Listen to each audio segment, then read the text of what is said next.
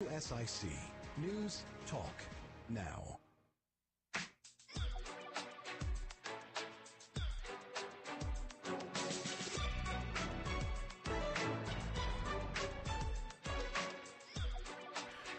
Hello and welcome to Dollars and Cents presented by North Main Financial.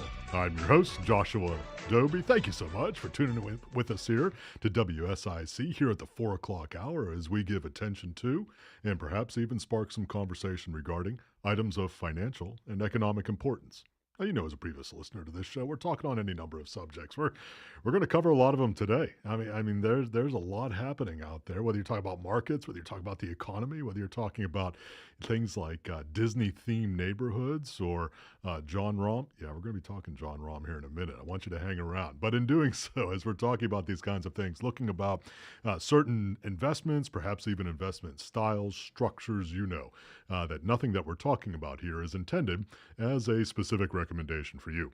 Meaning that even though we're going to be talking about these specific, we're talking about companies too. We're talking about big companies out there are really in between earning seasons right now, but we're looking at the calendar end. Again, everybody's situation is unique. We strongly, strongly recommend that you reach out to your tax advisor, to your financial advisor, or if you'd like to reach out to us at North Main Financial Group, love to hear from you, love to chat about your particular financial situation, and to see if there are ways in which we might be able to be helpful to you. Online, you can find us at northmainfinancial.com. That's north like the direction, Main like the street, financial.com. Northmainfinancial.com. We have a contact page on there. Leave us a phone number, email address. Let us know the most preferred and desirable ways for us to contact you. Again, at northmainfinancial.com. You're also welcome to call us here in the studio, here at WSIC, here on Dollars and Cents. Love to hear if you have particular questions, focus points. We're getting to the end of the calendar year. It's kind of a time when, well, hopefully you're not thinking a whole lot about your financial end of things, but for a lot of folks, they are. We're going to be talking about some things to keep in mind as we get to the end of the calendar year. Love to hear from you. Feel free to call in 844-STUDIO-4. That's 844-788-3464. That's 844-788-3464 here in the studio if you have particular questions for us here on Dollars and Cents. All right, let's get into it. What's hot? I like this segment a lot because I feel like it gives me a lot of artistic latitude. I'm not even sure if I can say that phrase, but I'm going to take artistic latitude here into what's hot. Yes, it has to do with things financial, and yes, it has to do with things economic. But I'm going to start off with one. I teased it there a little bit in our intro there, talking about John Rahm. Now, producer Bill, I'm not sure if you have seen, you probably have. You keep up to speed on these kinds of things. Have you seen what I think is pretty close to the deal with John Rahm? Oh, no, I haven't. Okay, well, the word is, now, and I'm going to say this, so I probably should quote a source of some legitimacy. So I pulled this from the Wall Street Journal. The word is John Rahm moving to live, meaning leaving the PGA Tour and going to live. Now, what I don't, now this is reportedly, and apparently this has been floating out there for a little while. Very interesting because Rahm for a long time was very ardent in his support for the PGA Tour, not going to live like a number of other professional golfers did and have. But the Wall Street Journal, I'm taking it from there. I mean, nothing's real until it's real, but I'm taking it from the Wall Street Journal to indicate that he is close to signing. And the rumored dollar amount, producer Bill, you want to throw an under over on the dollar amount of the deal? Is it over $100 million? It is indeed over 100. I guess I got to call it a rumor at this point because it's not a done deal. $300 million. $300 million. Fair. I mean, not to be fair, he is the defending Masters champion, top. You can say the top golfer in the world, certainly top 3, top 5. $300 million. I like those zeros. There's a lot of zeros. I like that. I'm not even sure I can count that many zeros. That is a tremendous amount. So I mean, it's amazing kind of stuff. And what's also interesting, and this is why it's a little bit confusing to me. But again, I'm sharing it with you as it came across the Wall Street Journal feed. One of the things that's interesting to me is that really in an about face between LIV and the PGA Tour, I believe that it's still in a process to, do we call it merge or where some kind? Right, that's what I kind of thought the direction we were headed. Yes, so some kind of agreement of some kind. So maybe merge is bad. There probably is some corporate attorney who's hopping up and down that we're calling it merger. But there's some kind of agreement of being together. Right. Is that which is probably just the Webster's definition of merge that I just said there. So anyhow, but there's this movement in that direction. So I think that's part of what makes this story, this announcement, even that much more interesting. And you say, what does that have to do with markets or the economy? I don't know about you, but $300 million to go play professional golf, that's significant. I mean, especially if you're an advertiser, or especially if you're a sponsor of anything that John Rahm does. Heck, if you're a sponsor of anything that these elite professional golfers do. Huge business, huge business, and we're talking about Fortune 500 companies. We're talking about some of the biggest and brightest blue chips that are out there. Pretty amazing stuff. So we're going to continue to watch that. I'm going to continue to keep you updated on that. When I saw that come across my screen, I'll tell you, I was very interested. And again, primarily because of how Rahm had been so much in favor of not leaving the PGA Tour. So that when I saw that kind of thing come across, it was very interesting to see. All right, we're going to pivot a little bit here on this What's Hot segment, because I like to keep you on your toes, make sure you're paying attention. CVS, you would be hard-pressed to find too many, especially of our more urban areas, but even our more rural areas, who do not have a CVS close by. CVS, Caremark, CVS drugstores usually have the red letters that are flashing late into the night, CVS on the side of them. The reason why I'm bringing up CVS is some significant discussion. This comes from CVS themselves. Some significant discussion about a change in the pricing model for prescriptions. Now, you may or may not be aware of how prescription prices go together. Frankly, it is a very convoluted process, in my opinion. But CVS has come out with this idea that they're going to start to price their prescriptions based on what we internally would sometimes call a cost-plus model. Basically, their cost, adding a small markup, and that's the cost that it's going to be to consumers. Now, you may hear that and say, well, isn't that the way that it always has been? No, it has not. The pricing of prescriptions, and every once in a while you'll see a news story on this where you just see an outrageous cost that has to do with a prescription drug for any number of reasons. And this is not me speaking down to the pharmaceutical industry, not me speaking down to the drugstore industry. I'm not speaking down to any of them. It's just a very convoluted process. It's practically impossible to understand because there are so many players involved and middle managers involved in terms of the pricing aspect of things and who is compensated what, how much does the manufacturer get, the distributor get, the ultimate retail space get. It's very, very convoluted. But CVS has come out and said that they're going to introduce this model in their 9,500 stores. They have 9,500 stores across the country. So like I said, it's hard not to bump into one that's out there. That they're going to introduce this cost-plus model. And then most importantly, which I think is most importantly, when we're looking at what the effect is on that, insofar as we can tell here at North Main Financial, it's going to mean some things are more expensive and some things are less expensive. Insofar as I can tell, this is not an indication that necessarily the prices across the board are going to come down. At least I don't see it among the most popular prescriptions that we just ran kind of a beta test through what was actually being put out there. So I'd love to say to the consumers that this means that all prices are going to decrease insofar as prescriptions are concerned. Not sure that that's going to be the case. Some I think are going to go down, some I think are going to go up, but it is a different model, and hopefully it's a little bit more transparent, meaning in terms of understanding how those drug prices go together, because I'll raise my hand. I am not one who has understood it to this point. Every time I think I would understand it, I would look at something that would come across, and I have no idea. Even when I go to CVS, I still look at my script, and I still don't have much of an idea. Well, friends, we're going to take a break here from the first quarter as we hear from our sponsors. You're listening to Dollars and Cents here on WSIC. More of Dollars and Cents with certified financial planner Joshua Dobi on the way from the new 105.9 100.7 WSIC. Here is your WSIC community calendar. 12 Days of Christmas giveaways starts this week, December 7th through the 22nd. Listen each morning to Good Morning LKN, where winners will be announced. Some of the prizes include a scooter, karaoke machine, tech toys, and a free stay at Greystone Lodge in Boone.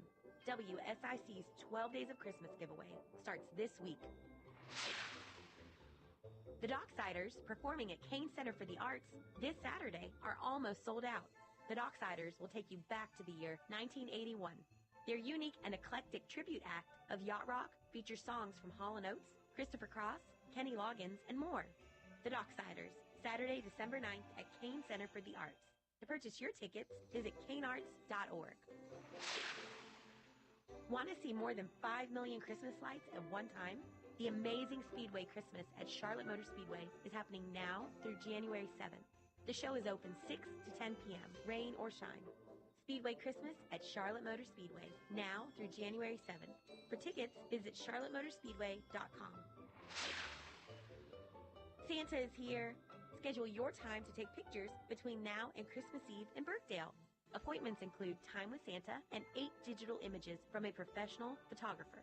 For more info and to schedule your time with Santa, visit birkdalevillage.com. Come enjoy a classic Christmas in Mooresville this Friday. Wagon rides, ice skating, face painting, life-size snow globes, and so much more. Enjoy some time with Santa and the Winter Wonderland experience this Friday night, starting at 5 p.m. For more info, visit mooresvillenc150.com. Have an event you would like to tell people about? Yard sales, estate sales, and everything in between? Visit WSICnews.com and click on events to submit your event today. And now for a look at your weather forecast from the WSIC Weather Center. We are expecting sunny skies today through the entire day. Afternoon high is going to be up near 53 degrees. Mostly clear skies through the evening and into your overnight hours. Low temperature should be above freezing tonight. We will drop down to 35 degrees. This has been your weather forecast from the WSIC Weather Center. Proud to be a part of your holidays. WSIC. Dollars and Cents continues now. Here's your host, Certified Financial Planner Joshua Dobi on 105.9 100.7 WSIC. Hello and welcome back to Dollars and Cents presented by North Main Financial. I'm your host, Joshua Dobi. Thank you so much for hanging with us into the second quarter football reference of today's show. It is the most wonderful time of the year. And yeah, I'll give you a wonderful time of the year for Christmas and for New Year's and family and all that kind of. It's also wonderful for football fans. It really is. Even when you're a Carolina Panthers football fan, because at least, you know what, it's not true anymore. Because as of last week, we were still mathematically eligible here with the Panthers to host a playoff game. Producer Bill, you're going to tell me now that due to recent events that is no longer the case? Yeah. Okay. Yeah. All right. Next year, though. Next year, and we really can't say it's early anymore, can we? No. We've been saying that for a long, long time. You heard they're bringing training camp back to Charlotte? Or to Charlotte? Glass half full. Yes, I did, and it's not because we have anything against Wofford College. No, not at all. But I love that the training camp's coming back to Charlotte. Absolutely, yes. It'll be nice. It will be very nice. We're looking forward to that. It's not that we're looking beyond this season yet, not at all. Every game is an opportunity. But it is kind of nice. I did see that announcement there. So great stuff. All right. So second quarter, and we're still on What's Hot here. We're still talking about those kinds of things that you're probably seeing on your headlines, and it's important.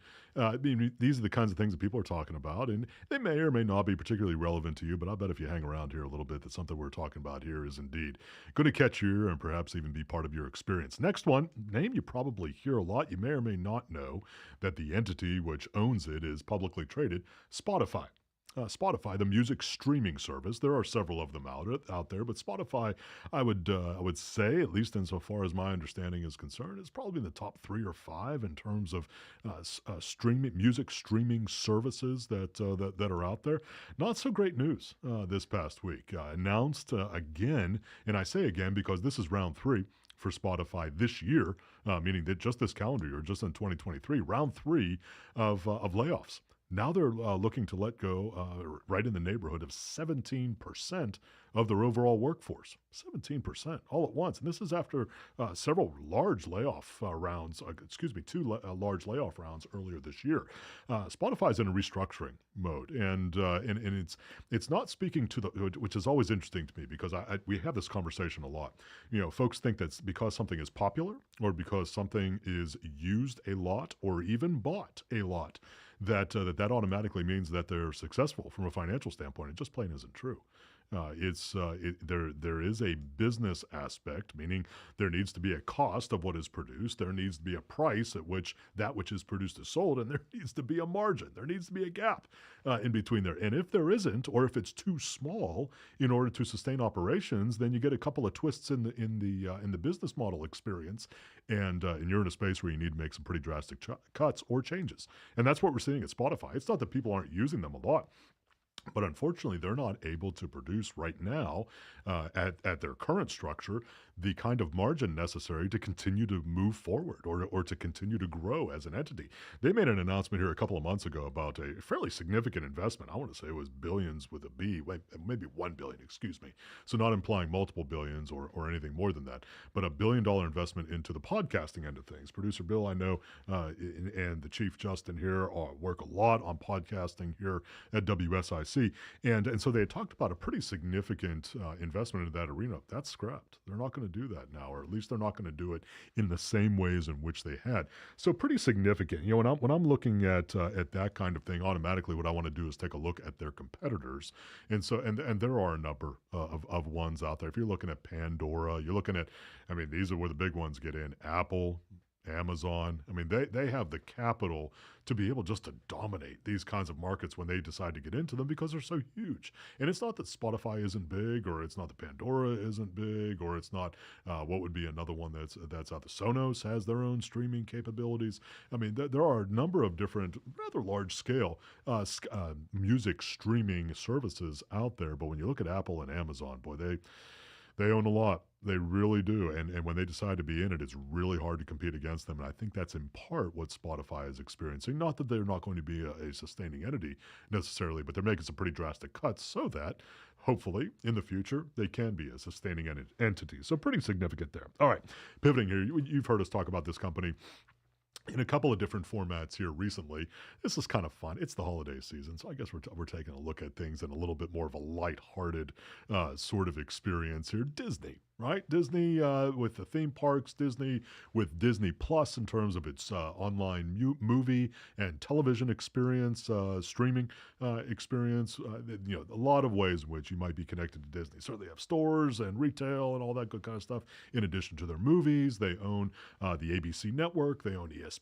They, you know, a number of different forays into the entertainment business. But I'm bringing up this one because it happens to be within a couple hours of here, meaning where we are here in North Carolina, that there is going to be built, or there is an agreement to build a Disney-themed neighborhood. And when I say that, I mean literally homes that are being built into it that you can buy and to live in this neighborhood. So think of it like a common development but it is a fixed neighborhood or a neighborhood that is designed with a Disney theme in mind. And there are going to be opportunities inside of this neighborhood. And this is, I think it's kind of interesting when you're looking at it. It's going to be called Asteria, which I'm sure if you're a Disney fan, you know what that means. Asteria here up in the Triangle region. So we're looking in the Raleigh-Durham region here in North Carolina where this is going to be built. And you're looking at the opportunity to have Disney character-themed events. This is in your neighborhood. I mean, think about if you went to that for the Christmas party, right? I mean, you got Mickey and Minnie right there. I mean, it could happen if you're so interested in it. So there's this. There are a couple of groups. It's actually is a division of Disney, which is part of the development group that's part of this, and then there is a developer who actually builds the homes. In addition to that. But it is literally a Disney-themed neighborhood. I got to admit, that's a first for me. I hadn't been aware of that. I knew that there were some opportunities to buy certain homes near the Disney theme parks. There were certain mini neighborhoods where you could buy homes near the Disney theme parks, but I wasn't aware of this opportunity that's out there if you're so inclined. Apparently, there's one in near Menlo Park in California as well. So that's kind of being used as the model here in North Carolina, but no Disney theme park close by here. So kind of interesting that we're going to have that. It's going to be really interesting to see what the demand is in terms of the number of homes that are built and then the price point at which they don't look cheap. I mean, not that anything at Disney is cheap. I mean, I don't know if you've been to Disney recently. I have 2 young daughters. And let's say we've been to Disney, well, I will only admit to more than once. And I am amazed. I am amazed at the theme park financial commitment every time we go there. It is amazing. I don't know if you've ever been to Disney, if you ever looked at how much those a pass costs to get into, and the price never goes down every year. It increases. It's amazing, and more people go. It is an amazing kind of model, but it is that model. I mean, they have a product and that people want it from all over the world. Literally, it is espoused as the happiest place on earth. I can't say that that's been my personal experience in going there. That doesn't mean that it's not a happy experience, just not for me personally. When we go there, maybe part of it is the cost. Maybe that's why. So where I should be happy and smiling going into it, I'm already in a foul mood when I walk through the turnstiles. That doesn't mean that Disney parks are bad or that Disney stock is bad. I'm not telling you to buy, sell, or hold it, but definitely something you want to keep in mind. So anyhow, Disney-themed neighborhood, if you're so inclined, here in the Triangle region here in North Carolina, keep a lookout for it, especially if you're interested. If you would like to have, say like a Disney character-themed Christmas party, and maybe a possibility there. All right. One additional item here on What's Hot here in the second quarter of Dollars and Cents. I want to touch on this because we're starting to see this a little bit across the country, and I'm going to be talking about apartment rents. And when I say apartment rents, I'm talking about the amount of cost for a monthly rental fee for an apartment across the country. And I'm speaking across the country, but I'm also going to highlight a couple of data points here in our Charlotte metro region. And for the first time, at least in any of the data which I'm viewing, for the first time here in 5 years, we're starting to see a slight decrease in apartment rents. Now, if you have tried to rent an apartment in the Charlotte metro region here in the last several years, you know exactly what I'm describing here. It has gone almost parabolic. It is unreal how much they have increased.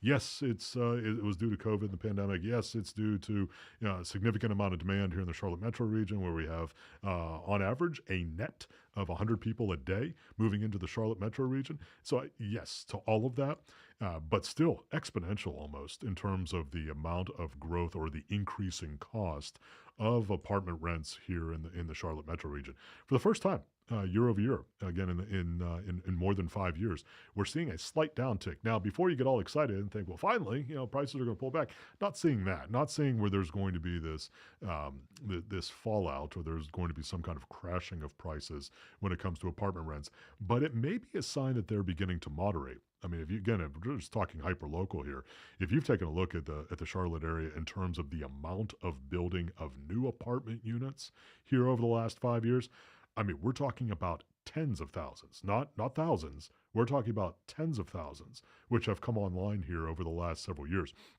At a certain point, that supply catches up to the demand. I mean, it didn't seem like that was going to happen. It seemed like the supply was never going to catch up with the demand there for quite some time. But at a certain point, it does. And we may be just starting to see the front end of that. Again, I don't see it crashing. I wish I could say that it was going to be so much less expensive here in Charlotte to rent an apartment sometime soon. I don't see that, but we do see a leveling off, which is kind of interesting. We're going to be talking about that a little bit more in the second half of today's Dollars and Cents show.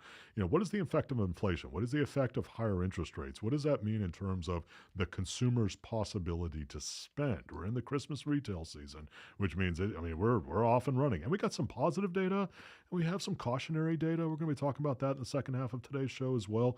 Very, very interesting, because it's not very clear. Data often are not clear, meaning that they're coming across in fits and starts and pieces, and usually only in hindsight does it really make a whole lot of sense. But we're going to be taking a look at it. We're going to be asking some semi-rhetorical questions. You can always call us here at 844-STUDIO-4 or 844-788-3464 if you got some thoughts to that, or if there are particular data points that you like for us to get to which you want to give attention. We'd be happy to do that as well. But interesting stuff. So hang with us as we take a moment to hear from our sponsors here on Dollars and Cents, presented by North Main Financial on WSIC News Talk Now.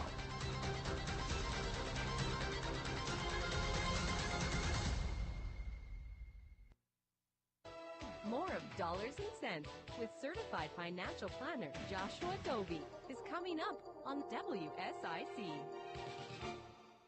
Senator Tom Tillis is harnessing the power of clean energy to create a stronger America. Building a clean energy economy will create high-wage American manufacturing jobs and expand opportunities for hardworking families to thrive and prosper.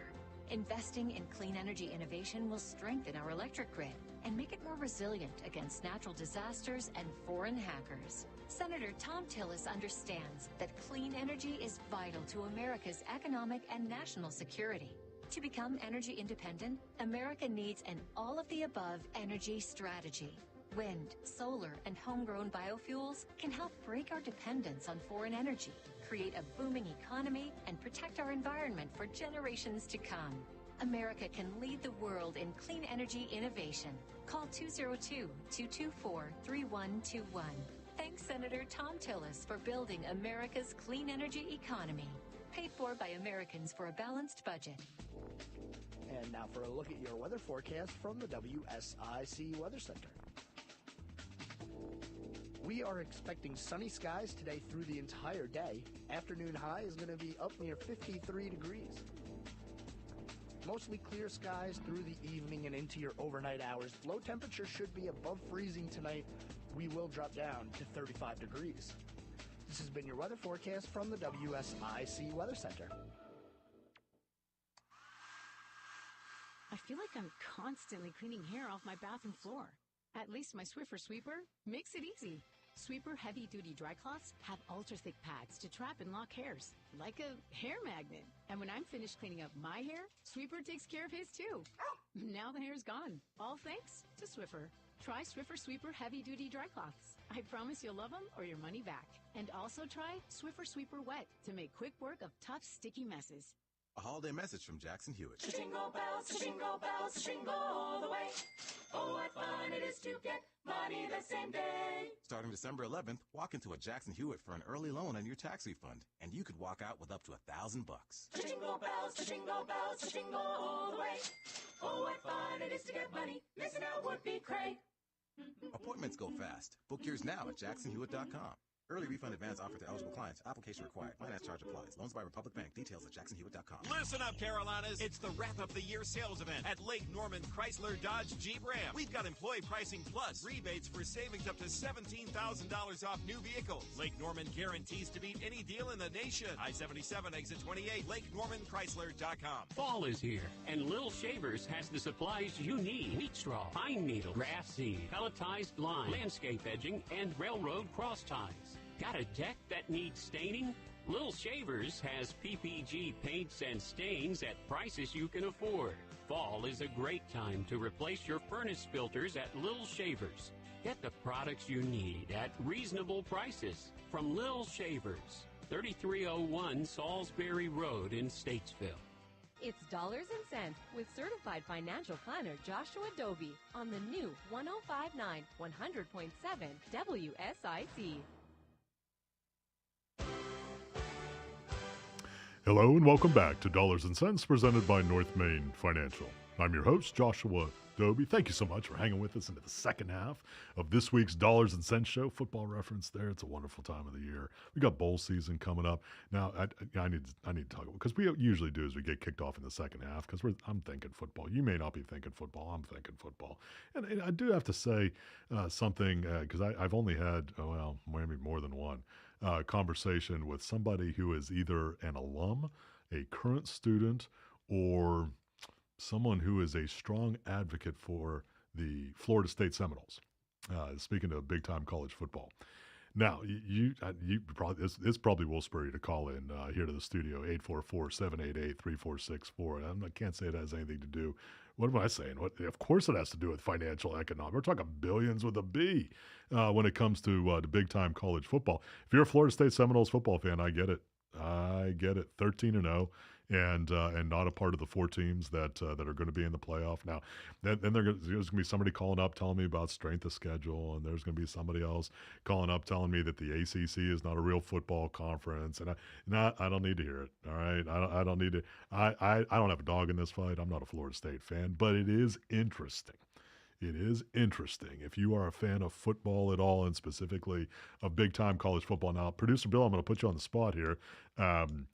Think that Florida State should be included? If so, who do you exclude out of the top four in the college football playoff? Where do you land on that? That is a phenomenal question, because I found myself going back and forth. Interesting. Right? Because I do think that the Florida State team that I saw in Charlotte didn't look the strongest. Interesting. But there's also a bit of time between the bowl games. Mm-hmm. So I definitely think Florida State did what they had to do. Life is not fair. It is definitely not fair, and it's an interesting dynamic because a lot of Florida State fans at the stadium too. All over Charlotte. I'm sure. Well, I mean, it was a huge win, and the opportunity for the conference championship. I mean, reason to celebrate. Why wouldn't you? And but very, very interesting. And, folks say, "Oh, this is unfair. This is not right." I don't disagree with you, but I would point to the system itself. I mean, we don't have a system in place with big-time college football, which is a function of winning your conference, going to the playoffs. You get through the playoffs, you get to the Super Bowl. I mean, yes, I am looking at the NFL a little bit because at least it's pretty straightforward, right? If you're good enough to win your conference and you're good enough to beat some other conference winners, then you get to keep going. Now, when I was talking to Bill Russell, he thinks that South Carolina should be in the top 4. See, that's interesting, Bill, because I dare say there probably hasn't been a year since Mr. Russell was probably about 16 years of age when he did not believe that. That's it. Even long before there was a college football playoff. Right. And of course, regardless of the Gamecocks record, that he would have believed that South Carolina indeed needed to be crowned the national champ. For those of you who don't know, Bill Russell, Town Talk here on WSIC, talks a lot about his love for the South Carolina Gamecocks. So we do have to mention that. Bill Russell, also the president of Lake Norman Chamber of Commerce. Good friend. But anyhow, kind of interesting. You're saying, okay, what does it have to do with things economic and financial? If you look at a television contract for one of the Power 5 conferences here in this country, meaning Power 5 of the big-time college football conferences, it's billions. It is amazing. It reshapes conferences. Teams jump between conferences. You don't have to believe it. Look at NIL, name, image, likeness contracts. Now, what was it? So Matt Rule, and I'm going to get off football here, and probably another hour or so. I'm just kidding. It's just going to be a minute. Matt Rule, the current coach of Nebraska, I saw this quote come across my screen as well. Again, this is all economic and financial. Stay with me here. Said that, I mean, publicly, right? This had to be public if I'm reading it, that to bring in a big-time college quarterback through the portal, so one who wants to transfer to your university, is going to cost you, the university, between $1 million and $2 million in an NIL deal or an NIL. Did you see this, Bill? I did not see that. Okay. But it would take Matt Rule to pay me $1 million to go play for him. I'm just kidding. We still have some pretty sore feelings about Matt Rule here due to his tenure with our beloved Carolina Panthers. So I can't say I disagree. I don't know the guy personally, but I am a fan. Anyhow, I mean, $1 million to $2 million in an NIL deal to get a big time college. So it's huge. I mean, we're talking about massive business, and you may agree, disagree with it. You may think it's wrong. You may think it's right. However, these are the facts. This is the world in which we live right now in terms of the huge economic impact that these universities have, specifically with their big time football and basketball programs. It is pretty unbelievable. I still love watching it. I know it's one of my shortcomings. I got a whole basket of them. You hang around here on Dollars and Cents, you'll get to know more of them. All right, what to know. Before I get into the topic on what to know, or just kind of those general ideas for you to keep in mind from a financial and economic standpoint, got to touch on one big one here that I think is going to be relevant to just about everybody, whether it affects you or not. And it has to do with the idea of security breaches when it comes to our personal information. I think, Producer Bill, you and the Chief Justin, I think you talked about this as well on Good Morning LKN here recently. But it has to do with the data breach at 23andMe. If you're not familiar with 23andMe, there is an opportunity with 23andMe if you send in your DNA to do some level of tracing of your family history. I've not done it, not an expert on it, not completely sure how they do that, but there is an opportunity to do that. At any rate, the reason why I'm bringing it up and why I think it may be relevant for you to at least be aware of it is that they had a huge data breach. Now, in doing this, I'm not saying that 23andMe is bad. I'm also certainly not saying that this only has happened to 23andMe. I mean, you can look at any of the large retailers out there, and at some level, they have had some level of data breach. The most recent ones that come to mind, big box stores, Home Depot, Target, both had multi-million person data breach, meaning that multi-millions of persons, their personal information of various levels was breached for nefarious reasons, meaning for folks who are looking to sell that kind of data to bad actors so that it might be used to do any number of financial bad actor things. Don't know that that's going to be the case here with 23andMe, but at the very least it's true.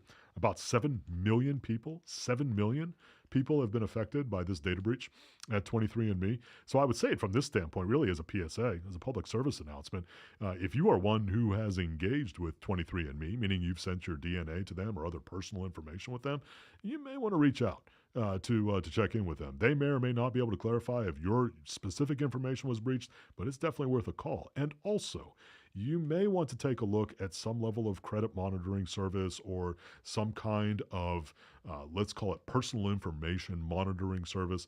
They're not perfect either, meaning it's not going to keep you from all ills or prevent all bad things from happening to you, but it can be a way to stay aware of the kinds of things that may be impacting your credit report, the kinds of things to know when someone who is a bad actor is trying to, say, get a credit card in your name or is using your credit card number.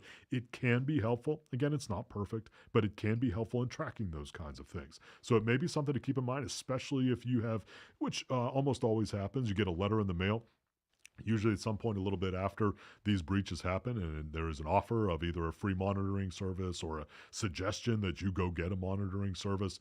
The way that we talk about it here at North Main Financial, and this is just unfortunate about the world in which we live, it's not a function of if, it is literally a matter of when, meaning that we live in a digital world where huge databases for just about everything that we do are being kept by someone else. And there are bad actors who are attempting to access those databases day and night. So what we encourage folks to do is if you're not doing it yourself personally, to engage a monitoring service. And we're not advocating for one over the other, so I'm not even going to mention the names here. You can do your online due diligence to be able to find one, talk with friends who maybe have engaged with one or another to be able to monitor that. It's a big deal. In this day and age, like we said, it's not a function of if, it's a matter of when. And I wish I wasn't true. But it feels like that it is true. I mean, we talk with folks at North Main Financial, I want to say a couple times a month at least, who have had some level of data breach, meaning as far as their personal information is concerned, whether it's with regards to a credit card being stolen, personal information stolen off of a license, a financial account which has been hacked in one way or another, a solicitation that they maybe were duped and they sent money to one entity or another. I mean, we kind of joke about it, sometimes. But folks, if there weren't folks who were falling for it, it wouldn't happen. You wouldn't get those crazy emails about things happening with, some foreign prince somewhere. I mean, they actually do work. Otherwise, we'd never get them.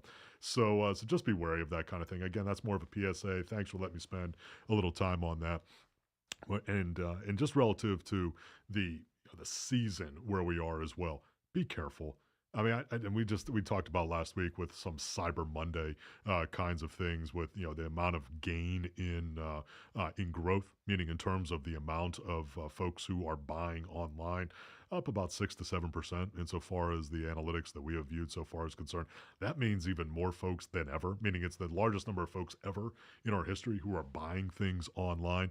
Be careful with those credit cards. Every time you plug that number in online, there is a possibility that can happen. I'm not saying it will. I'm saying there is a possibility that can happen. So just be careful with it. I mean, and just understand that it's very likely that it's going to happen. It's really hard anymore to stay offline or to keep. Let me say it this way: to keep your information in a completely analog world. I mean, just about everything. You want to rent a car, get on a plane, if you want to get on a bus, if you want to apply for government benefits, I mean, it's almost all online. I mean, even Social Security anymore. My gosh, they want you to do 90 to 100% of the application process for Social Security online. So it's really hard not to be engaged online in terms of what we need to do in this day and age. So be careful, be vigilant, make sure you're paying attention to those kinds of things. We're going to hear from our sponsors here on WSIC News Talk Now.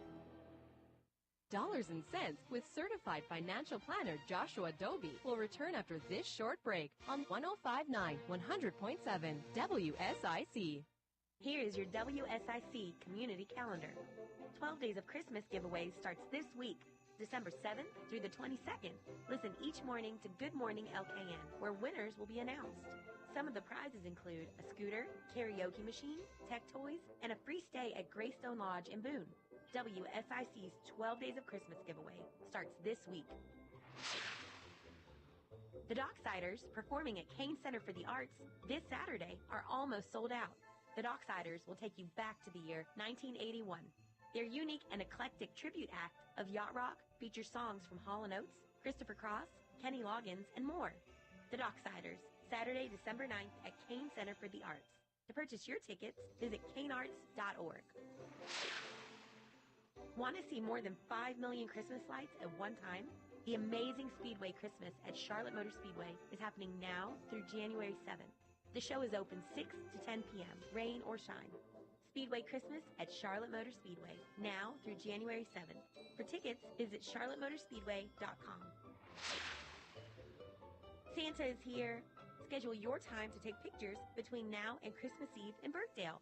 Appointments include Time with Santa and 8 digital images from a professional photographer. For more info and to schedule your time with Santa, visit birkdalevillage.com.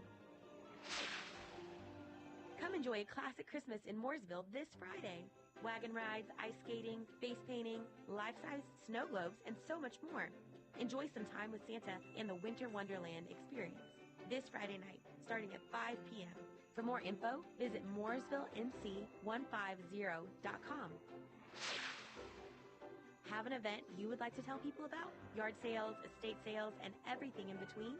Visit WSICnews.com and click on events to submit your event today. And now for a look at your weather forecast from the WSIC Weather Center. We are expecting sunny skies today through the entire day. Afternoon high is going to be up near 53 degrees. Mostly clear skies through the evening and into your overnight hours. Low temperature should be above freezing tonight. We will drop down to 35 degrees. This has been your weather forecast from the WSIC Weather Center. Revitalize your landscape with ease. Experience hassle-free transformations with Drum Landscape Supply's swift and reliable delivery service. Visit drumlandscapesupply.com today. Drum Landscape Supply, your local one-stop landscape shop. Remember the reason for the season. And thanks for listening to WSIC. Now more of Dollars and Cents with certified financial planner Joshua Dobi on the new 105.9 100.7 WSIC. Hello and welcome back to Dollars and Cents presented by North Main Financial. I'm your host, Joshua Dobi. Thank you so much for hanging with us into the fourth quarter. Spent a lot of time talking about football in that last segment, so I promise not to spend too much time talking about football in this segment. Appreciate your indulgence as we're on the home stretch here. If you're a 9 to 5er, you got 11 minutes and 28 seconds. You're almost there. Sprint through the finish line. You're almost there for the end of the day. But I appreciate you hanging with us here on Dollars and Cents as you're doing that. And let's talk about what to know. And this is a segment, and we did that during the last one. We were talking about the data breach over at 23andMe, and that's certainly not being unique. It's not a function of if, it's a matter of when we talk about our personal information. And it can be scary. I mean, nobody likes to feel violated like that, right? But we do live in a digital online world. We talked about the number of folks who are online shopping up 7% year over year, the most folks ever in our history who are buying things online. It's going to happen, folks. I mean, all that information's out there in the ether, in the cloud, which I still have yet to find somebody that can give me a really good definition of what the cloud is. I mean, I understand the meteorological aspects of the cloud. I'm not as up to speed on the data cloud. But I've been told it exists, and I've been told that's where all my data and all of our data are. So anyhow, I'm saying that in a little bit of a lighthearted way, but be careful with that kind of stuff. And if you're not monitoring that yourself, you may want to take a look at a monitoring service for that. All right. Concept of the day here when we're talking about what to know, rebalancing. Rebalancing, what does that have to do with things that are financial in our lives? Well, this is the time of the year, especially as we're getting ready to close out the fourth quarter, ready or not. I mean, we're on the home stretch here. Closing out the fourth quarter this year, rebalancing is something that we do internally for our clients at North Main Financial, or we encourage folks to do it if they're managing on their own. It has to do with taking a look at your winners and your losers. I mean, to be as casual as we can be, those things which have done very well and those things which have not done as well. And if you are one who ascribes to a percentage balance across certain assets and you are able to easily move between those assets, so I'm making some assumptions here because that's not always the case for either one of those factors, but if you are in a portfolio, or at least a part of your portfolio where you can move those things easily between those things which have appreciated and perhaps those things which have stayed flat or depreciated, this can be a time to rebalance or to put back into the ratio that you had in place or desire to have in place. Now, there can be pros and cons on that. This is not a foolproof, perfect, everybody should do this because I'm saying it sort of thing. Not in that way at all. But it is something about which to at least be aware if perhaps it would be important for you. And the reason for that is because it forces you, this is, again, not perfect and not for everybody, but it forces you in a rebalancing scenario to sell your winners and buy your losers, to be very casual about it. Now, is that the right thing to do? Maybe. It's different for everybody. It may or may not be the right thing to do. It may or may not be the right time for you to do that. But it certainly is an easy part of the conversation as we get here towards the end of the year to take a look at those things which have done well, take a look at those things which haven't done well, if those continue to be investments which should be a part of your portfolio, and if you can move between them easily, meaning that you can sell easily and buy easily among them, it may be something to consider. So that's why we strongly encourage it. That's why we strongly encourage folks to take a look at, especially as we get towards the end of the year. Sometimes early January is a good time to do that as well. So we're going to talk about it again here on Dollars and Cents with regards to the rebalancing end of your investment portfolio. Important idea to keep in mind here on what to know. If you'd like to call us here in the studio, always happy to hear from you. Always happy to hear about what things are on your mind from an economic and financial standpoint. Can't promise we're going to get to them as we're pretty jam-packed here on the show. But if I don't get to them today, I'm going to get to them at a future show because we want for this show to be relevant and pertinent to the kinds of things that you folks want to know. So feel free to give us a call, 844-788-3464. That's 844-STUDIO-4 or 844-788-3464 here in the studio if you'd like to give us a buzz. All right, markets. I know I say this to the end because I got to keep you guys around. I know this is the hot item on your radar screen. You know, what's happening in the markets? What do we expect for the year end? What do we expect into the front end of next year? A lot of variables in play right now. A lot of guessing being done. I don't know if you took a look at some of the most popular indexes for November. Shoo-wee. I mean, if you look at the S&P 500, Dow Jones Industrial Average, NASDAQ Composite, holy smokes, was it positive? I mean, it really was, especially September and October. Really not all that great. November, it's almost like somebody flipped a light switch on, and all of a sudden it was cool to be invested again. Now, I'm saying that hyper casually, not because that's the case, but really in taking a look at where things moved in November. A lot of assumptions that the market is making right now, and I can say that with confidence based upon what we see in the futures markets with what I'm going to say next. Meaning futures markets where you see money intensity being placed for events that have not yet happened, meaning with futures contracts, can be any number of things. And we can see that there is a pretty high level assumption by the market in terms of where the futures money is heading. Pretty high level assumption by the market that the Federal Reserve is done raising rates. Now, the Federal Reserve is going to have a report here out in about a week. And it's going to be interesting to see about where they are in terms of their language. It's always cryptic, right? You got to sift through it. You got to do some level of almost foreign language interpretation with it to understand where the leaning is. That's intentional on their parts. They're trying not to be unnaturally manipulative of the markets. But it's going to be interesting to see where they are. There is broad level assumption by the overall market, futures market, trading market right now that they are not going to raise rates. And beyond that, that they are done raising rates, meaning that they're at the top end of the cycle. Is that true? Hard to say. It really is hard to say. The folks who believe that that's true at this point probably have an investment in that end of things, but they're pointing towards the trajectory of inflation right now, which has been the number one mandate of the Federal Reserve in raising rates here over the last 20 months.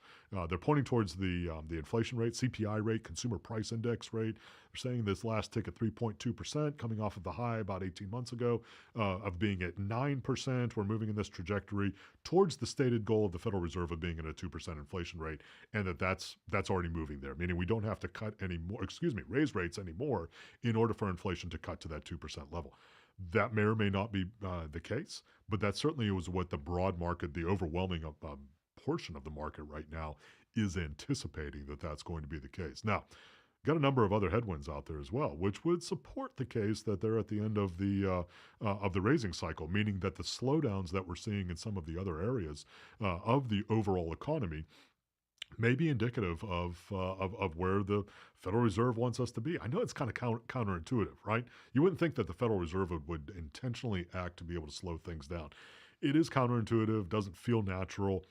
It's a function. It's economic movement. It's a function of understanding how economies move. And I'm going to use an old children's fable to highlight it, meaning to plagiarize a children's fable. You really don't want things to be too hot or too cold. You really don't. Too hot is not good. Too cold is not good. You want somewhere of just right. And of course, that's different for every economic structure on the planet. But and of course, there's no scientific number as to what that exactly means. But that's really what you want. You get too hot, things go inflation-wise. It's very hard for you to keep up. Meaning the spending power of your currency goes down dramatically. Things get too cold, things just stop. There isn't movement. There isn't commercial movement. There isn't financial activity. Consumers stop spending. So you don't want to be in either kind of extreme. So what does that look like? Oh, it's really hard. There's a lot of discussion, I'll call it discussion, out there about a soft landing. I still don't have anybody who's told me what a soft landing looks like out there, but there is some speculation that we are in a space of a relative soft landing, meaning we're staying out of the most extreme ends of a recession. Is that true? Usually only hindsight tells us that. But at least at this point, I'm going to point to unemployment again, because I got to raise my hand again. I fully expected unemployment to be notably higher than where it is today. We're still sub 4%. We had unemployment figures this morning come across from the U.S. Bureau of Labor Statistics. We get them every week. Number of new claims, number of sustaining claims, a whole bunch of other data. Those are the two most relevant points. We've talked about a lot here on Dollars and Cents. New claims, 220-ish thousand, 220,000. Sounds like a big number. It is a big number, but that's really, quote, normal for the week, meaning 220-ish thousand claims, new claims for unemployment. Sustaining claims, meaning those folks who have been on unemployment longer than a week, right around 1.8 million. 1.8 million. Again, large number, feels like a huge number. That's actually very normal, even slightly lower than what we would anticipate. So when we look at that, we look at the unemployment figures, we look at that relative to where interest rates are, where the consumer is right now.